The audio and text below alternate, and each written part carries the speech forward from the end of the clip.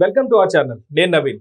కర్నూలులో బయటపడ్డ ఉదంతం కేవలం సినిమాల ప్రభావం వల్లే అంటూ ప్రస్తుతం వైరల్ అవుతున్న టాపిక్ చూస్తే అవునని చెప్పలేం, కాదని చెప్పలేం. అయితే వాస్తవ ఘటన గురించి మనతో మాట్లాడడానికి సినీ అనలిస్ట్ శ్రవణ్ గారు ఉన్నారు. సార్తో మాట్లాడే విషయాలు ఏంటో తెలుసుకుందాం. నమస్తే సార్. నమస్తే అండి. సో రాంబాయి సినిమా చూసిన తర్వాత యథార్థ ఘటన తీసుకొని సినిమా తెరకెక్కించిన తర్వాత అదే సినిమా తెరపైన సినిమా చూసి ఇప్పుడు రియల్గా కూడా అదే ఘటన రిపీట్ చేశారట. అయితే క్రైమ్ స్టోరీస్ పెరగడానికి సినిమాలు అనేవి ఒక దారి చూపిస్తున్నాయా, లేకపోతే వాటి వల్ల ఇన్ఫ్లుయెన్స్ జరిగి ఇలాంటి వాటికి దోహదపడుతున్నాయంటారా? కర్నూలులో జరిగిన సంఘటన ఇది. రాజు వెడ్స్ రాంబాయి చిత్రం తాలూకు సినిమా సన్నివేశాలు కథాంశ రూపంలో మాదిరిగానే ఇందులో కూడా క్రైమ్ చోటు చేసుకుంది. విషయం ఏంటంటే కర్నూలుకు చెందినటువంటి ఒక ఆవిడ వృత్తిరీత్యా నర్సు. సరే, తన మాజీ ప్రియుణ్ణి పెళ్లి చేసుకున్నాం మీద అంటే ఈమె కూడా డాక్టర్, ఈమె కూడా బాధితురాలు ఏదైతుందో ఆమె డాక్టర్. ఆమె మీద ఎయిడ్స్ ఇంజెక్షన్ చేసింది అనేది ఆరోపణ. ఇప్పుడు వాస్తవం ఏం జరిగింది, ఇదంతా డ్రమటిక్ జరిగింది. యాదృచ్ఛికంగా అంటే ప్రియుడు భార్య అయినటువంటి డాక్టర్ అయినట్టు ఆవిడ స్కూటీ మీద వెళ్తుంటే అనుకోకుండా ఎవరో వచ్చి గుద్దిన వెంటనే స్కిప్ అయి కింద పడితే ఆమెను సహాయం చేస్తున్నట్టు ఆ పక్కనే ఉన్నటువంటి ముగ్గురు నలుగురు కలిసి బలవంతంగా సహాయం చేస్తున్నట్టు బలవంతంగా ఆటో ఎక్కిచ్చేసి ఏమంటారు దాన్ని ఫస్ట్ ఎయిడ్ ప్రైమరీ ట్రీట్మెంట్ అని చెప్పి బలవంతంగా ఇంజెక్షన్ ఇచ్చేశారు. సినిమా సీనే కాకపోతే అసలు సీన్ నడిపించారు.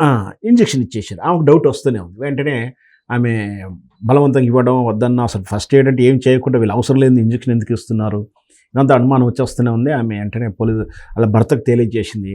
భర్త ఇవేమీ తెలియని భర్త ఏం చేశాడు, పోలీస్ కంప్లైంట్ ఇచ్చారు. అసలు ఏం జరిగిందని చెప్పి ఏదైనా విషప్రయోగం జరిగి ఉండవచ్చు, మీ మీద విషప్రయోగం చేశారు ఎవరు అని చెప్పేసి ఏమంటే ట్రీట్మెంటు యాంటీ విషయానికి సంబంధించినటువంటి ట్రీట్మెంట్ చేసుకుంటూనే పోలీసులు కూడా ఇంట్రాగేషన్ స్టార్ట్ చేసి తమదైన శైలిలో వెనక్కి వెళ్ళారు.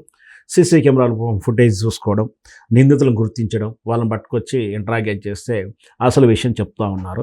మేము ఇచ్చింది విషం కాదు, ఎయిడ్స్ ఇంజెక్షన్, ఎయిడ్స్ పేషెంట్ రక్తాన్ని ఇచ్చాము అని చెప్పేసి వాళ్ళ చెప్తున్న విధానం. అండ్ ఎందుకు ఇచ్చారు అంటే తను అత్యధికంగా ప్రేమించినట్టు ఒక ప్రియుడు ఆమెని ఈమెను చేసుకుంటే ఈమెను అడ్డు తొలగించుకుంటే మళ్ళీ నేను మా ప్రియుడు ఒక్కడైతామని చెప్పేసి ఆమె భావించిందట. సో ఇది క్రైమ్.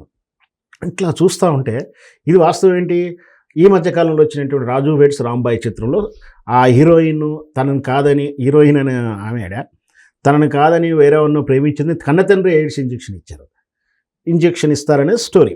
అయితే అది కూడా ఏంటి, అసలు ఆ సినిమాకు కూడా ఎక్కడో మాలుగున ప్రాంతంలో జరిగిన సంఘటన అని చెప్పేసి కూడా ఆ సినిమా వాళ్ళు ప్రకటించారు, కానీ పేర్లు అయితే ప్రకటించలేదు. అంటే ఒక యథార్థంగా జరిగినటువంటి ఒక క్రైమ్ని సినిమాగా తీస్తే, సినిమాగా తీసిన తర్వాత అది అందరికీ నాలెడ్జబుల్ అయిపోయింది క్రైమ్ ఎలా చేయాలి అనేది. సో సినిమా ద్వారా మంచి నేర్చుకోవాల్సినటువంటి వ్యక్తులు సినిమా ద్వారా చెడు నేర్చుకొని క్రైమ్ ఎలా చేయాలో మోటివ్ అయ్యి మళ్ళీ ఒక క్రైమ్ చేశారు. సో ఇట్లా ఏంటంటే ఒక యథార్థ సంఘటన సినిమాకి వస్తే సినిమాని చూసి మరొక యథార్థ సంఘటన జరగడం నిజంగా సిగ్గుచేటు. ఇవన్నీ ఒకైతే అయితే మహిళలు ఈ రోజుల్లో ఇంట్లో విపరీతమైనటువంటి క్రైమ్లోకి వస్తున్నారు. ముఖ్యంగా ఈ విపరీతమైనటువంటి ఎక్స్ట్రా లైఫ్ అంటే దట్ మీన్స్ వివాహేతర సంబంధాలు లేదా ప్రియుడి కోసము ప్రియురాలు కోసము మర్డర్లు చేయడాలు ఇవన్నీ ఇప్పుడు తరచు జరుగుతూ ఉంటాయి. డేటింగ్ గురించి ఫస్ట్ ఆఫ్ ఆల్ అన్నోన్ పర్సన్తో స్నేహాలు చేయడం అనేది ఎక్కువైపోయింది. అంటే ఇన్స్టాగ్రామ్లోనో ఎక్కడో సోషల్ మీడియా ప్లాట్ఫామ్లో ఒకరికి దగ్గర అవ్వడం. మొన్న చూసాం, 39 ఏళ్ళ ఆవిడ 18 ఏళ్ళ కుర్రాడు ఇన్స్టాగ్రామ్లో పరిచయం అయితే భార్య పిల్లల్ని వదిలేసి భర్తను వదిలేసి అతనితో లేచిపోయింది. ఇవన్నీ ఏంటి ఇట్లా రగులుతున్నాయి ఒక్కొక్కటి. ఇట్లా ఒకరి హనీమూన్ తీసుకెళ్ళి చంపేస్తున్నారు, ఒకరి ఇంట్లో నిద్రమాత్రలో పెట్టి చంపేస్తున్నారు, కూల్ డ్రింక్లో పెట్టి చంపేస్తున్నారు, లేదా పెరుగన్నంలో విషం కలిపి నిద్రమాత్ర కలిపి చంపేస్తున్నాయి. ఈ విధంగా వివాహేతర సంబంధాలకు జరుగుతూ ఉన్నటువంటి వైవాహిక జీవితానికి కాదని, ఉన్నటువంటి లైఫ్ని కాదని, ఇంకా కొత్త లైఫ్ ఏదో అద్భుతంగా ఉంటుందని అనుకోవడం, నేను అడ్డు తొలగించుకుంటే నాకు ఏదో సుఖం వస్తుంది అనుకోవడం, భ్రమలో ఉండి క్రైమ్ వరల్డ్లోకి వెళ్ళిపోయి నేరం చేసి జైలుకి వెళ్ళి వాళ్ళ జీవితాలు అగమ్య గోచరం చేసుకుంటున్నారు. అంటే ఇట్లా క్రైమ్కి వెళ్ళిన వాళ్ళు ఇటు పుట్టింటోళ్ళు దగ్గర తీయరు, మట్టింటోళ్ళు దగ్గర తీయరు, వాళ్ళ పిల్లలకు సమాజంలో విలువ ఉండదు, పిల్లల దగ్గర కూడా వెళ్ళలేరు. పిల్లలు చిన్నపిల్లలు అంటే బహుశా వీళ్ళ నేరం చేసిన తర్వాత జైలు నుంచి వచ్చిన పోతారు కానీ ఒక యుక్త వయసు వచ్చిన పిల్లల దగ్గర వీళ్ళు ముఖం చూపిలేరు, సమాజంలో వాళ్ళు చూపిలేరు. ఇట్లా సినిమాల వల్ల సమాజం చెడిపోతుంది, సమాజంలోంచి చెడుని తీసి సినిమాలు చేయడం అనేది నిజంగా ఆక్షేపణ. ఇట్లాంటి సినిమాలు రాకుండా ఉంటే బాగుంటుందని నా ఉద్దేశం. అసలు ఇట్లాంటి సినిమాలు అంటే స్టోరీలు రావడం కరెక్ట్ అయినా కాదని తర్వాత విషయం. అసలు సినిమాల నుంచి ప్రేక్షకులు ఎంతవరకు గ్రహించాలి, లేకపోతే ప్రేక్షకులు గ్రహించిన దాన్ని రాంగ్ వేలో తీసుకోవడం వల్ల మిస్టేక్ జరుగుతుందా? అంటే ఎక్కడ మిస్టేక్ జరుగుతుంది? వాస్తవానికి సినిమా అనేది ఎంటర్టైన్మెంట్ సాధకం, ఎంటర్టైన్మెంట్ అంటే మనం వెళ్ళి ఆనందించి రావాలి, ఆస్వాదించి రావాలి, ఇంతవరకే. అయితే సరే అవునో కాదనో చివరిలో మెసేజ్ ఇస్తున్నారు. సినిమాలు చూసి మెసేజ్ చూసి నేర్చుకుంటారా అంటే ఎన్నో మంచి చిత్రాల్లో ఎంతో మంచి మెసేజ్లు ఇచ్చారు, ఎంతోమంది ఇచ్చారు, అయినా ఊరుకోరు. సినిమా ప్రారంభంలోనే ముఖేష్ అని చెప్పి గుట్కాలు తినొద్దని చెప్పినా కూడా 365 రోజులు 300 చిత్రాల్లో చూపిస్తున్నా కూడా ఈరోజు కూడా గుట్కాలు, ఈ గుడంబాలు, ఈ డ్రగ్స్ వాడుతూనే ఉన్నారు. ఒకవైపు ఇలా జరుగుతుంది, సినిమా నుంచి మంచి చూసి నేర్చుకునే వాళ్ళు చాలా తక్కువ. ఈ చెడు అలవాట్లు, ఈ బ్రాండ్ అంబాసిడర్గా వాళ్ళు చేసేటువంటి ఉత్పత్తులను వాడమని చెప్పడం, ఇవన్నీ కూడా సినిమా రంగం నుంచి సమాజం మీద ప్రభావితం చూపిస్తుంది. సినిమాలను చూసి సినిమాల వల్ల మంచి లేదన్న ఉద్దేశం కాదు, సినిమాల నుంచి మంచిని వదిలేసి మిగతా చెడును మాత్రమే తీసుకుంటున్నారు.